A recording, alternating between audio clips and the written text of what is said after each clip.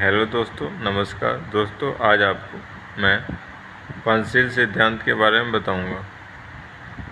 दोस्तों, जो पंचशील सिद्धांत है वो इंटरनेशनल रिलेशन में काम आता है। दोस्तों, ये जो सिद्धांत है इसका प्रतिपादक जवाहरलाल नेहरू थे और इसकी जो शुरुआत हुई है वो भारत से ही हुई है। दोस्तों, इसके 5 तत्व हैं। इसमें जो 5 तत्व हैं, एक दूसरे की भू क्षेत्रीय अखंडता तथा प्रभुता की पारस्परिक सम्मान करना। पहला इसमें ये तथ्य है दोस्तों, ये पॉइंट है कि जो भी देश होंगे, जो भी एक दूसरे के देश होंगे, वो उस देश के आंतरिक मामले में या उसका जो क्षेत्र है, जिसका बाउंड्री लाइन है, उसको वो सम्मान करेंगे। ऐसा नहीं कि आज ये बाउंड्री लाइन है, अगला दिन वो कहे कि नहीं इससे आगे मेरा था, तो ऐसा नहीं चलेगा।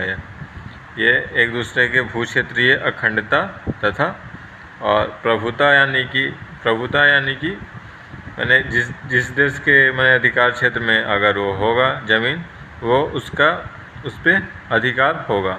ये प्रभुता में ही आता है दोस्तों, यानी कि उसके अंदर वहाँ तक के ज़मीन पर वो कुछ भी कर सकता है, उस देश की सरकार। ये प्रभुता के अंदर ही आता है। तो यहाँ पे ये बताया गया फर्स्ट पॉइंट में कि उसके बॉर्डर लाइन को कुछ छेड़ेगा नहीं, और प्रभुता यानी कि वहाँ पे जो कार्य कर सकता है वो देश, उसमें कोई टांग नहीं अड़ाएगा कि ऐसा नहीं कि नहीं ये आप नहीं कर सकते हो, यहाँ वैसा नहीं कर सकता। दूसरा है दोस्तों अनाक्रमण, यानी कि कोई भी देश दूसरे देश पे आक्रमण नहीं करेगा, और सभी मिल के रहेंगे और सम्मान करेंगे एक दूसरे का। तीसरा है दोस्तों एक दूसरे के घरेलू मामले में हस्तक्षेप न करना। अब दोस्तों ऐसा होता है, कोई गवर्नमेंट जब चलता है, गवर्नमेंट का फॉर्म वैसे 6 हैं, और किसी देश में कोई गवर्नमेंट चल रहा है, जैसे किसी देश में लोकतंत्र चल रहा है, कहीं पे राजतंत्र चल रहा है, कहीं पे फिर सैनिक तंत्र चल रहा है, तो ऐसे ही होते हैं दोस्तों। अगर इंडिया और चाइना की बात की जाए तो इंडिया में लोकतंत्र है, तो चाइना में साम्यवाद है दोस्तों। तो जो लोकतंत्र में यहाँ पे लोग ज़्यादा बोल सकते हैं, ज़्यादा आज़ादी होती है, लेकिन वहाँ चाइना में किसी को आज़ादी नहीं है। यहाँ तक कि प्रेस को भी आज़ादी नहीं है, कोई भी खबर को फैला नहीं सकते सारे पे दोस्तों।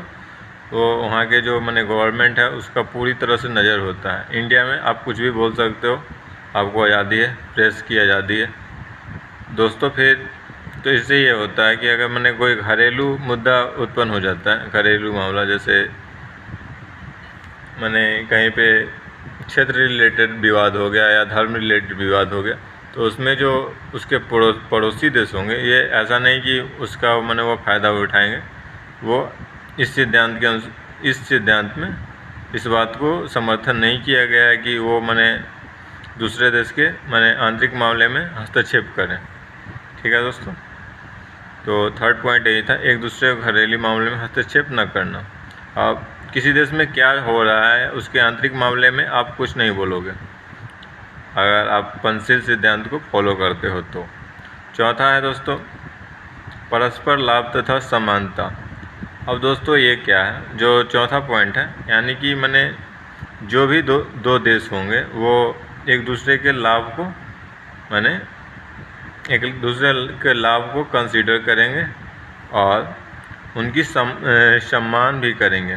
ठीक है दोस्तों, इसमें क्या होता है, जैसे अगर भारत और चाइना का ही लेते हैं, तो भारत और चाइना में जैसे भारत वो पाकिस्तान में जो भी आतंकवादी संगठन है उसमें से उनको ब्लैक लिस्ट करवाना चाहता है, और तो यूएन में चाइना यहाँ पे जाके अड़ंगा लगा देता है, कहता है कि नहीं ये तो आतंकवादी है नहीं। तो इससे क्या होता है दोस्तों, ये चाइना जो है ये इस सिद्धांत को पालन करता ही नहीं है, बस खाली वो मान लिया है कि चलो हाँ पंचशील सिद्धांत मानते हैं।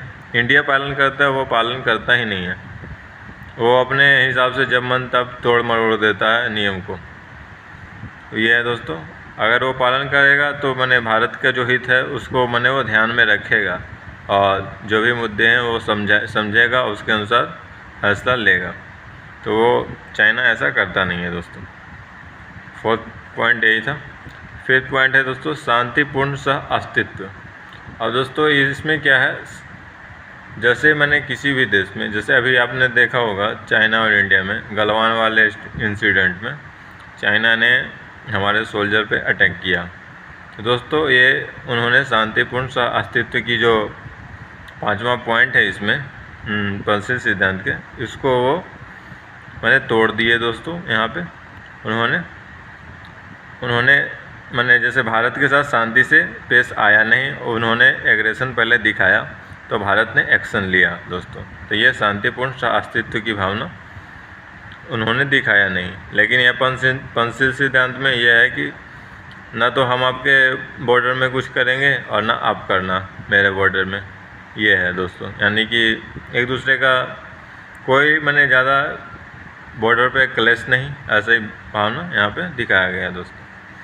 अब दोस्तों ये जो इसमें नेक्स्ट पॉइंट है, इसमें संयुक्त राष्ट्र संघ ने 1952 ईस्वी में पंचशील के प्रस्ताव को स्वीकार कर लिया दोस्तों।